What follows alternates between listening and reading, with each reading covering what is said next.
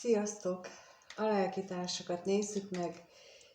Mi újság a lelkitársakkal? Mit lehet tudni az ő helyzetükről, a jelenlegi szituációjukról?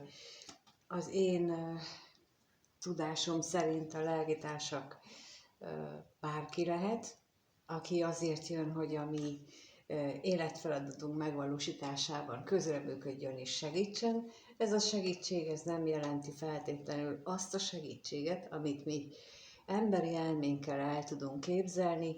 Ez a segítség, ez egy olyan segítség, amit a leszületés előtt elhatároztak, hogy na ez lesz a segítség, és akkor az lehet, hogy éppen egy pofon formájában fog érkezni. Szóval lehet egy ilyen segítő is. De majd kiderül, hogy ez milyen lelkitárs, kiről szól, mert itt ezt nem határozom meg, hogy ez párkapcsolati, vagy munkahelyi, vagy rokoni, mert ugye rokonok is lehetnek akár, és lehetnek egyneműek is, ez sincsen így, most még egyelőre nincsen behatárolva, hogy ki kicsoda. Úgyhogy lássuk, mit tudhatunk meg a lelkitársak jelenlegi helyzetéről. A kapcsolatukra kérnék szépen, mit lehet tudni a kapcsolatukról, milyen kapcsolatról van itt szó.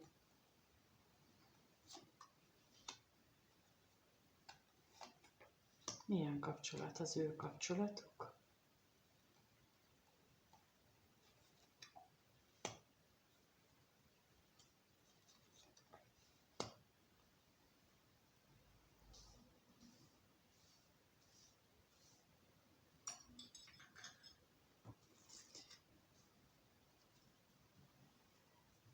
Nos, úgy látom, hogy ők jelenleg nincsenek együtt.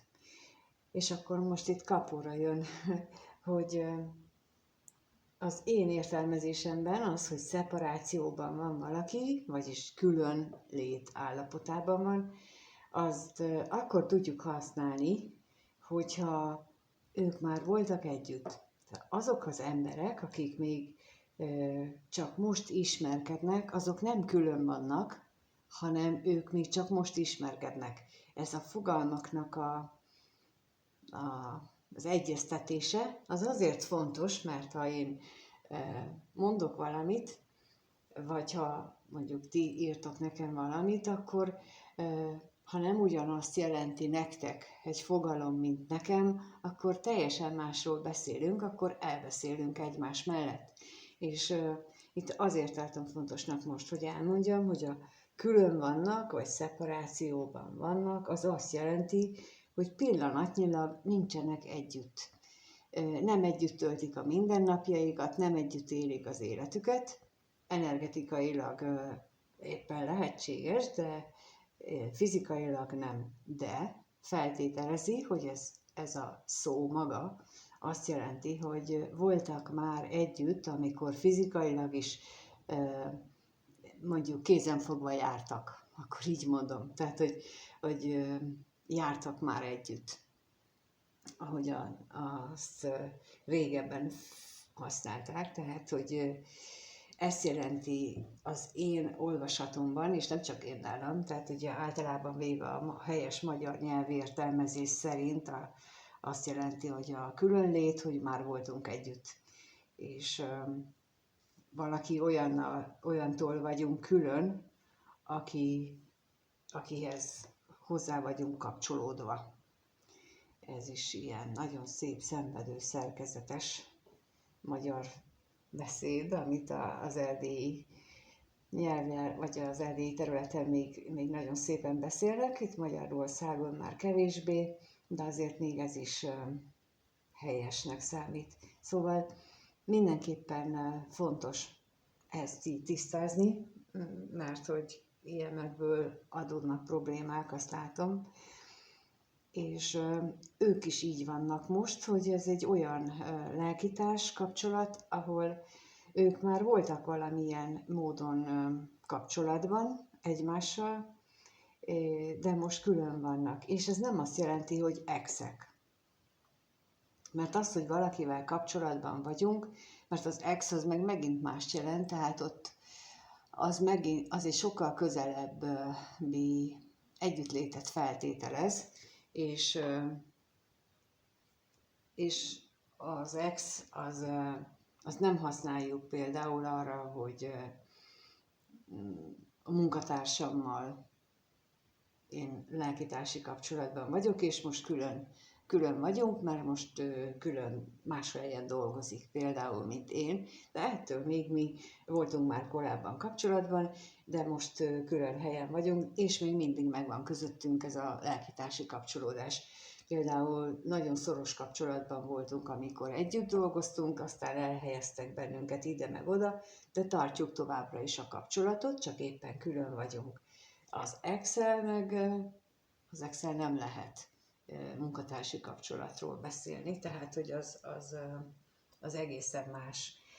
Az én olvasatomban is, én most ezt fontosnak tartottam elmondani, itt, mert hogy itt azt látom, hogy itt a különlét alatt nagy változások történnek, akár mindkettejükben. Lehetséges olyan is, hogy az egyik vagy másiknak az anyagi helyzetében történnek ezek a változások, és az is lehetséges, hogy abban történnek változások az életükben, hogy a magányt hagyják maguk mögött. Tehát nem az egyedül létet, hanem amikor az ember egyedül van, és magányosnak érzi magát, ez felváltja egy olyan helyzet, hogy egyedül vagyok, de már nem érzem magányosnak magamat, mert például azt mondom, hogy velem van a Teremtő, vagy azt mondom, hogy én már olyan jól el vagyok egyedül, mert megtaláltam az életfeladatomat, és most annak szentelem magam, és ezért nem érzem magányosnak magam, hiszen másfajta emberek vesznek körbe, és így bár lehet, hogy fizikailag nincsenek ott velem, csak legtöbbször online tartjuk a kapcsolatot, mégis érezheti úgy az ember, hogy ő már nem magányos és nincs egyedül. És olyan, mintha itt legalább az egyik őjüknél ez a fajta változás is bekövetkezett volna ez alatt a különléti állapot alatt. És akkor megnézzük, hogy mit jelent itt a katonatiszt.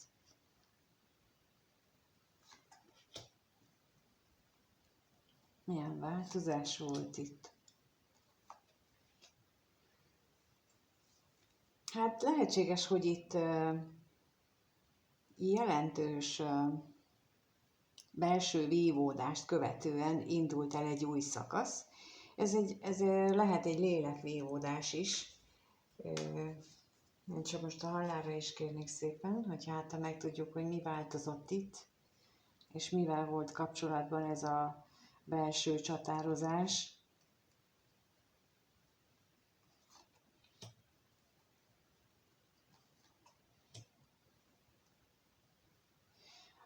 Elképzelhető, hogy például a női félnél, vagyis akit itt a női félként jelöl a lap, nála egy ilyen akár hármas kapcsolati, vagy bármilyen más találkozással összefüggésben voltak, akár erkölcsi aggályai, akár bármilyen más típusú aggályai, ami egyfajta döntés meghozatalát tette szükségessé, és akkor ezt ő meg is tette. Tehát, hogy itt azt látom, hogy ez a különlét során neki voltak olyan szituációi, ahol neki döntéseket kellett hozni az életével kapcsolatosan, ami nem volt egy könnyű, de úgy látom, hogy ezt ő megtette. És akkor mit jelent itt a tolvaj? Mi az, amit végül is maga mögött tudott hagyni?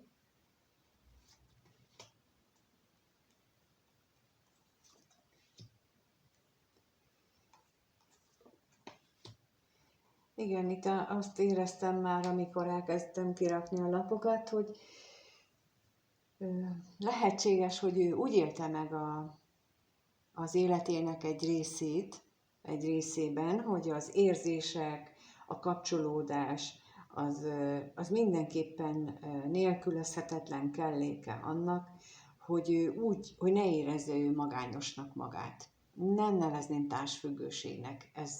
Ez nem az a társfüggőség az én értelmezésem szerint, hanem ő akkor úgy érezte, hogy ő akkor teljes, ő akkor érzi jól magát, hogyha ő mellette van valaki társ, aki intézi. És mint ahogy az előbb is mondtam, lehetséges, hogy itt ebben az időszakban olyan nagy mértékű belső átalakulások történtek, hogy megtanulta, hogy hogyan lehet úgy jól érezni magamat, úgy élni például egyedül, hogy közben nem vagyok magányos. És itt is ezt mutatja, hogy az érzelmi komfortzónából, bár félelmek vannak benne, mégis képes volt ő valamit így maga mögött hagyni. És ez az érzelmi komfortzóna, ez is lehet az, hogy bizony én már nem ragaszkodom ahhoz, hogy én csak akkor vagyok boldog, ha van mellettem valaki más. Ezt lehet úgy is mondani, hogy kellemes az, hogyha van mellettem valaki más, főleg, hogyha az a személy mondjuk, akivel nagyon könnyedén is jól kiegészítjük egymást, de nem bármi áron. És itt ezt érzem hangsúlyosnak, hogy itt azt ismerte fel ez a női fél, hogy nem kell bármi áron egy másik személy, hanem előbb megismerem is, hogyha tényleg megvan a harmónia, akkor közöttünk, akkor megéri megkockáztatni azt, hogy együtt legyünk, és akkor tényleg tudjunk szépen harmóniában élni. És még az özvegy férfira is kérek,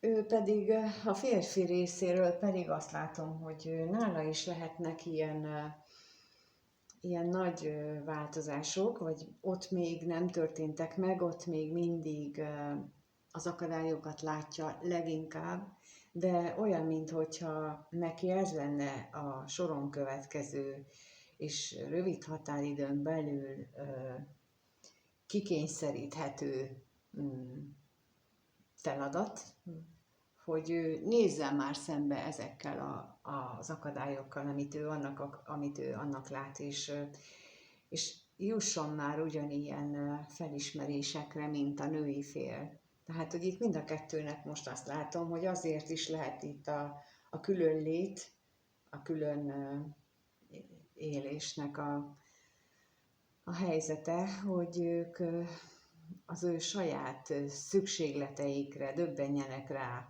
és hogy mi a nehéz, és mi az akadály, mi a nehézség, mi a probléma az életemben, ezt úgy külön-külön ismerjék fel, és külön-külön határozzák meg, illetve változtassanak rajta, mert mindig mindenkinek van lehetősége a változtatáson, a nézőpontjának a változtatásán, hogy most ezt nehézségnek élem meg, vagy úgy élem meg, hogy hát bizony ez is az utam része, mármint az élet utam része, és hogy hova visz, és miért kell ezt megtapasztalni, az majd biztos kiderül, úgyhogy most csak éppen túl kell lennem rajta. Ha kellemetlen, ha meg kellemes, akkor nyugodtan kívánhatjuk azt, hogy nem baj, ha sokáig tart. Jó, és megnézzük akkor, hogy mit gondolnak ők egymásról, milyen gondolataik vannak egymással kapcsolatban. Lássuk, milyen gondolataik vannak egymással kapcsolatban, és kettőt kérnék szépen, először a női fél, a női személyjelölővel jelölt személynél, ő hogyan gondol a társára, kettőt kérnék, hogyan gondol a nő a társára, mit gondol ő, és a társ hogyan gondol a női párjára.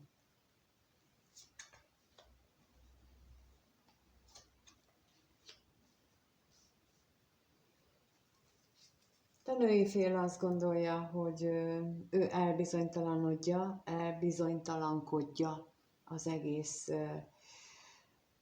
életét. Most ez jön, hogy mindent így bizonytalankodik.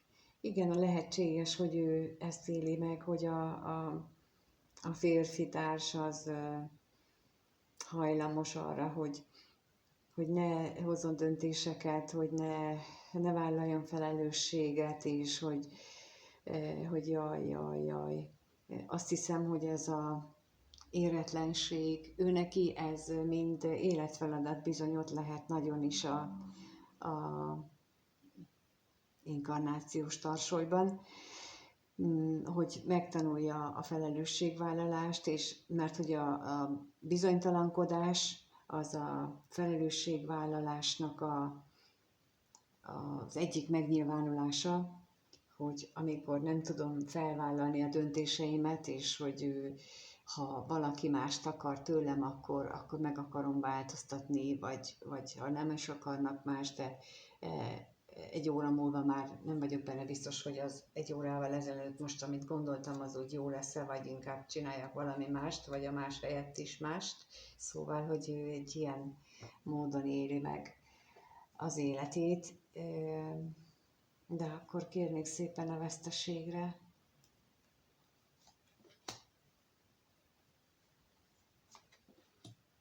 És a bíróra is kérek.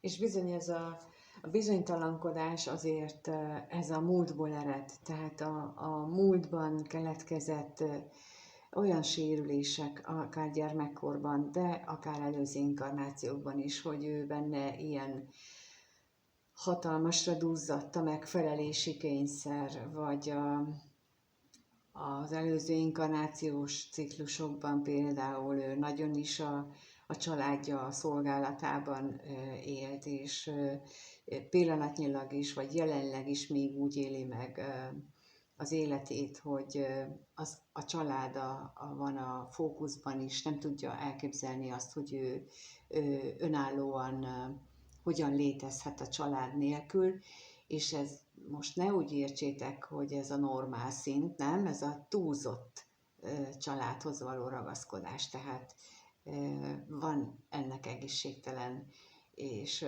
olyan mértéke, amikor ez a felelősségvállalás, a felnőtté válásnak a rovására megy. Tehát amikor túlságosan vagy támaszkodom arra, hogy majd biztos lesz valaki a családból segít, meg majd valaki úgy gondolja, vagy hogy például hozzá vannak már szokva, hogy én ilyen idióta vagyok, és akkor nekem nem kell felnőttként viselkedve komolyan végig gondolni az életemet, mert hozzászoktak már, hogy én mindig ilyen bolondos vagyok. Nem, ez csak a mellébeszélése annak, hogy nem akarom vállalni a komoly viselkedésnek az ódiumát, és például ez is egy felelősségvállalás elmaradása.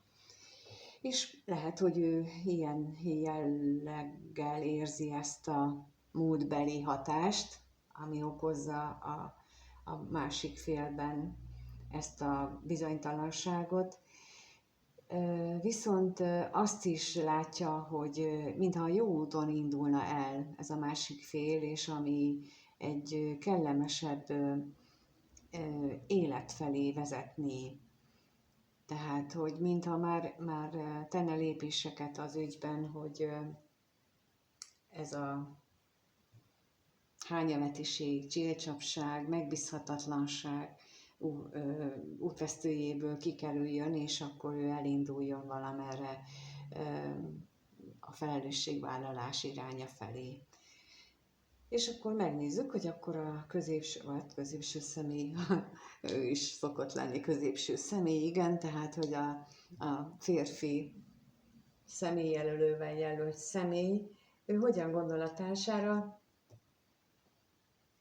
Szenvedéllyel és tűzzel, és féltékenységgel, és akár félelemmel, de megnézzük, hogy akkor mit jelent itt a szerencsétlenség, mit tudhatunk meg róla bővebben.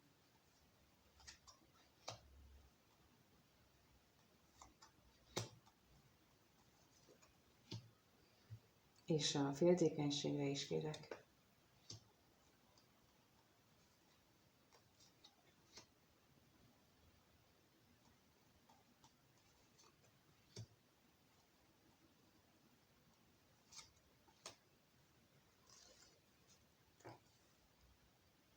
úgy látom, hogy valahogy tisztában van azzal, hogy a női fél az nem örül a jelenlegi helyzetnek, viszont bízik abban, hogy a változások, amelyek most folyamatban vannak mindkettejük életében, azok inkább a reményeik beteljesülése felé viszi őket. És tulajdonképpen a félelmei is ezt támasztják alá, hogy bízik abban, hogy jó irányba haladnak a dolgok, vagy jó irányba változnak a dolgok, mert jelenleg úgy látom, hogy nem nagyon van kommunikáció közöttük, és ez neki is hiányzik, de azt gondolja, hogy a másik félnek is hiányzik a kommunikáció. És akkor megnézzük azt, hogy mit éreznek egymás iránt, vannak-e érzéseik a másik iránt, mit éreznek a másik iránt, milyen érzéseik vannak egymás iránt, erre kérnék szépen. Mit éreznek egymás iránt, kettőt kérnék szépen, először kettőt, a női fél mit érez a társa iránt.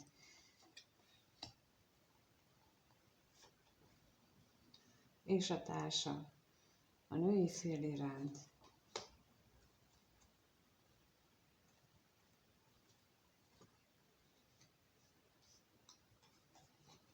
Hát a női fél úgy látom, hogy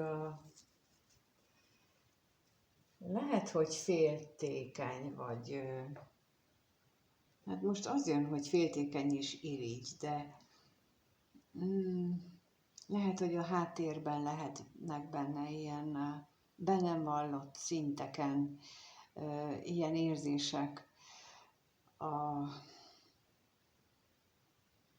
amit az előbb mondtam példaként, tehát, hogy a férfinál a felelősségvállalás megnyilvánulhat úgy is, hogy a családja túlságosan és a családjára épít, és arra bízik bennük, túlságosan is az ő védelmükre alapozza az életét, és akkor itt a női félben meg olyan érzés jött most itt, mint hogyha azt, hogy a másik, a férfi ezt így élheti meg, az egy pici féltékenységet és egy pici irítséget is kivált benne. Mert lehetséges, hogy ő neki nem volt ebben része. És nem azért, mert hogy ő egy féltékeny, vagy egy rosszindulatú, vagy egy irigy természetű ember, hanem mert ez az érzés, az időről időre szerintem mindenkiben akár csak egy-egy másodpercre, egy villanásra ilyen szinten elhangozhat, hogy de jó neki, hogy van ilyen. És akkor ennyivel vége is van, tehát, hogy ez így le is cseng, és megy tovább az ember, de most azért mondom, hogy egy ilyen villanásra jött be ennek az energiája, hogy az érzéseiben megjelenik ez is, hogy a másik félnek van olyan családi háttere, ami neki nincs. Na és akkor itt a féltékenységre kérnék szépen.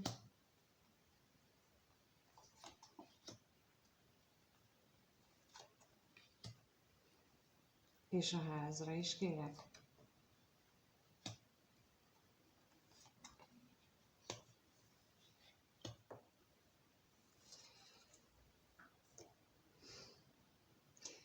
Ugyanakkor pedig azt gondolom, hogy így a félelmeknél, a féltékenységnél az is megjelenik benne, hogy ez egyfajta biztatást is ad arra nézve, hogy mármint ahogyan a férfi ezt megéli, vagy amit mondtam, hogy lehet, hogy ebben el is indul benne valamilyen változás, itt is jelölik a lapok, hogy itt az isteni kikényszerítés azért szerinte is megindul a férfinál, tehát hogy muszáj felelősséget vállalni a maga iránt, és akkor itt a féltékenységnél az is megjelenik, hogy egy új szakasz indul el, amikor már nem vállalom a felelősséget, hanem inkább kihúzom magam alóla, ez bizony nagy változásnak indul. Szóval a nő részéről úgy látom, hogy ő nagyon bizakodó a tekintetben, hogy a férfinál pozitív változások vannak éppen folyamatban, még hogyha ők külön is töltik az idejük nagy részét. És a férfinél pedig azt látom érzések szempontjából, hogy időnként magába zuhan, és úgy éli meg, hogy itt minden hiába való. Mert itt se pénz nincsen, se remény, se lehetőség, olyan, mintha ő magába zuhanna újra és újra. És akkor a váratlan örömre kérnék szépen.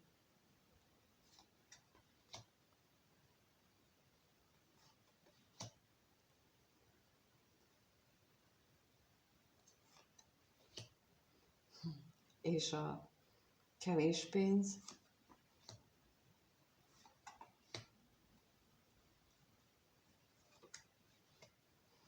Igen, mert hogy itt a váratlan örömnél arra vágyik, hogy valami nagy változás álljon be az ő érzelmekkel kapcsolatos vágyaiban, hogy hirtelen történik valami csoda, és akkor amire ő vágyik, az megtörténik. És akkor egyszer csak zutty, leszakad a függöny, és meglátja pőrén a valóságot, és a valóság meg azt mutatja, hogy mennyi nehézség, és mennyi fájdalom, és mennyi probléma van itt, hogy ő neki ez a vágya teljesüljön. De én úgy gondolom, hogy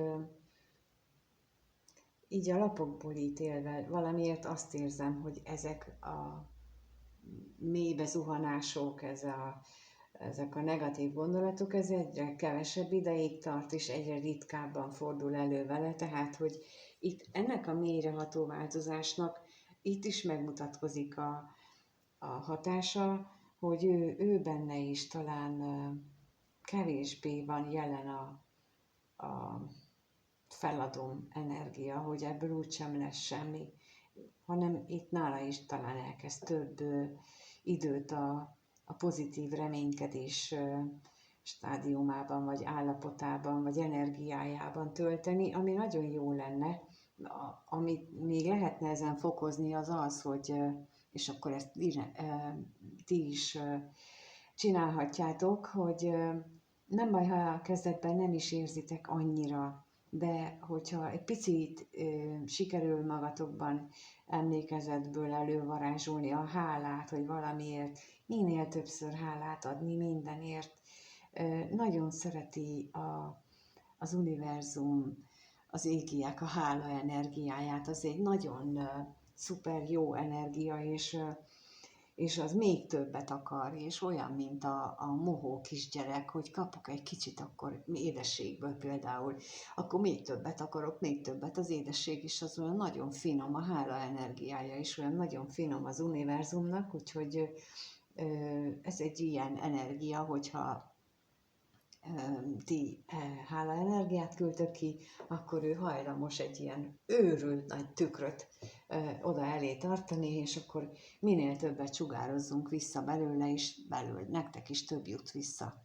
Úgyhogy ezt így tudom elképzelni, és így tudom nektek elmondani, hogy hogyan működnek ezek az energiák, és mondom, ezt így mesterségesen lehet generálni, és minden nap többet, és akkor így ilyen nagyon sziszifuszinak tűnik ez a rossz állapotban vagyok, de meg szeretném változtatni az életemet, ezt így lehet elkezdeni, ilyen nagyon apró lépésekkel, és mindig van valamiért. Hálás lehetek azért, hogy ma egészséges vagyok, hogy könnyen mozognak a végtagjaim, vagy sikerült megnevettetnem a munkatársamat, a gyerekemet, a szülőmet, bárkit.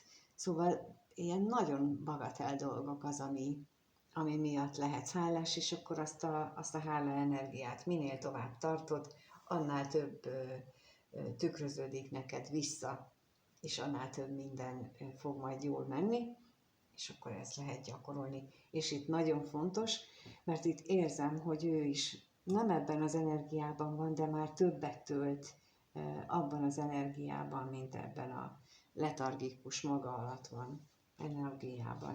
Na és akkor megnézzük, hogy hogyan alakul a kapcsolatuk. A lelkitársaknak hogyan alakul a kapcsolata a következő 1-2 hétben. Hogyan alakul a kapcsolata a következő 1-2 hétben ezeknek a lelkitársaknak. Lássuk, hogyan alakul a kapcsolatuk.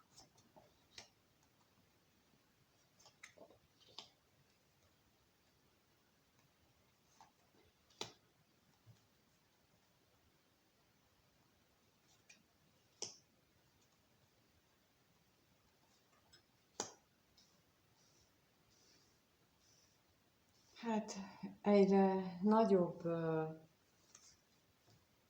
mértéket ölthet például valószínűleg a férfiban az anyagiakra való fókuszálás. Egyre inkább az, ami kitölti vagy az elméjét. Lehetséges azért, mert mondjuk, hogy nincs munkája, vagy nem jönnek úgy a bevételek, ahogy azt ő tervezte, ahogy azt gondolta, és mint egy figyelmeztető jel, ez arra szokott figyelmeztetni bennünket, minden esetben, hogyha így a munkával kapcsolatban nehézségeket élünk meg, hogy nem jönnek a bevételek, nem úgy vagyunk, az mindig azt jelenti, hogy eltértünk az útról, ami az életfeladatunk lenne, és ha már ilyen betegessé tevő, szorító, akkor meg már nagyon más irányba kéne menni, és akkor itt bekapcsol erre az ego, hogy de ő el se tudja képzelni, hogy ezt másképp is lehet. Hát hogy képzeli ezt bárki? Mert akkor lehet, hogy le kellene mondani, akár csak időlegesen is bizonyos dologról, vagy komfortzónáról, vagy viselkedési módról, és azt nem vagyunk hajlandók, vagy bemagyarázunk elég sok mindent, és aztán majd kiderül, hogy aztán annak semmi értelme nincsen, de úgy tűnik, hogy ez itten jelen lesz a következő időszakban, és a házra kérnék szépen, hogy ott mit tudhatok meg arról. A ház és a komfortzóna, a család és a komfortzóna is, és ott a megfelelési kényszer, ami ezt így generálhatja, a pénzre is kérek, amit az előbb mondtam.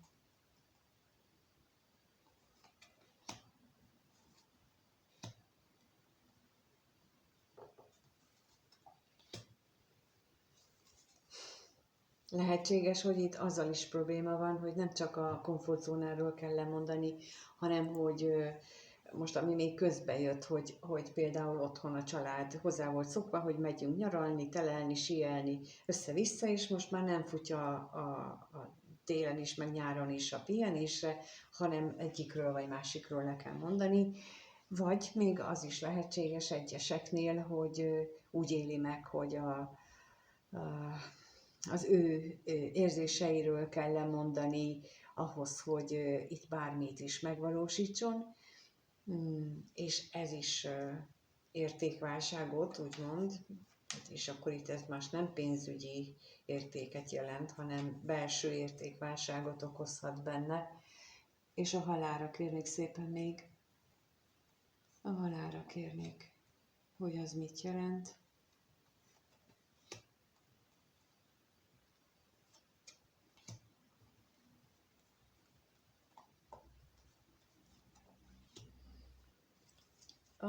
Ami azt jelenti, hogy az előbb is kijött már, hogy ő neki, az egyik félnek mindenképpen egy olyan változáson kell keresztül mennie, amit úgymond az égiek kikényszerítenek. Ha tetszik, ha nem. És itt egyértelműen ez jön. Hát ha most azt veszem figyelembe, hogy amikor készítem ezt a videót, nem sokára 2 nap múlva hátráló mozgásba kezd a Merkur az Oroszlán jegyében, és az oroszlán az, aki ő a főnök. Ő a mindenkinek, mindent jobban tud, mert ő a főnök ez a negatív megélésében. És itt a hátráló Merkur arra akar bennünket figyelmeztetni, hogy akkor gondoljuk már végig azt, hogy mit csinálunk, és nehogy azt gondoljuk, hogy ez a dőjfösség, ez a parancsolgató stílus, ez mindig minden körülmények között ez jól működik, illetve azt is jelentheti egyes személyeknél, hogy szálljunk le a magasról, és lássuk a világot olyannak, amilyen. Ugye itt is kijött, hogy néha már leesik neki a köd, szemüveg, a köd fátyol, és meglátja a valóságot, na hogy lehet, hogy egyeseknél ezt kell tartósan megtartani, hogy akkor lássuk már tisztán, és ne akarjunk elmenekülni a valóság elől.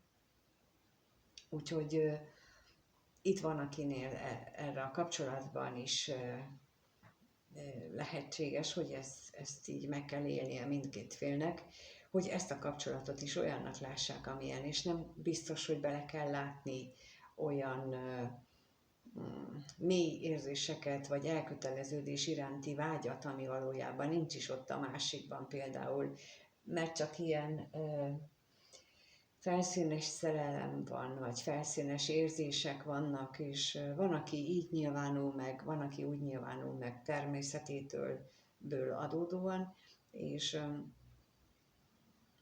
nem feltétlenül jelenti azt, hogy tényleg mély szerelmet érez a másik irántunk, egyszerűen ő csak olyan, és úgy fejezi ki magát. És ezt le akarnak esetleg felhívni a figyelmet, vagy legalábbis a következő időszakban ennek nagy esélye van. És hogyha ti ebben érintettek vagytok, akkor javaslom, hogy ilyen módon gondoljátok végig a kapcsolatot, hogy esetleg mi az, amit ti benéztek, vagy mi az, amit szándékosan rózsaszín szemüvegen keresztül akartok nézni, és nem akarjátok levenni, mert nem jó az, amikor megvárjuk ezt, ahogy ők kényszerítenek, tapasztalatból mondom, nem jó. Nem. És érdemesebb magunknak bevállalni, hogy jó, hát akkor nem lesz olyan kellemes, de szóval ez lehetséges most, és köszönöm, hogy itt vagytok, és megnézitek a videót, és köszönöm, ha megírjátok a kommentben az, hogy vannak-e ilyen rózsaszín szemüveges gondolataitok, vagy tapasztaltátok-e már magatokon, nem baj, ha nem írjátok meg, elég az is, hogy igen vagy nem, vagy volt már ilyen ráébredésetek ilyen időszak alatt, ez is nagyon érdekes lehet.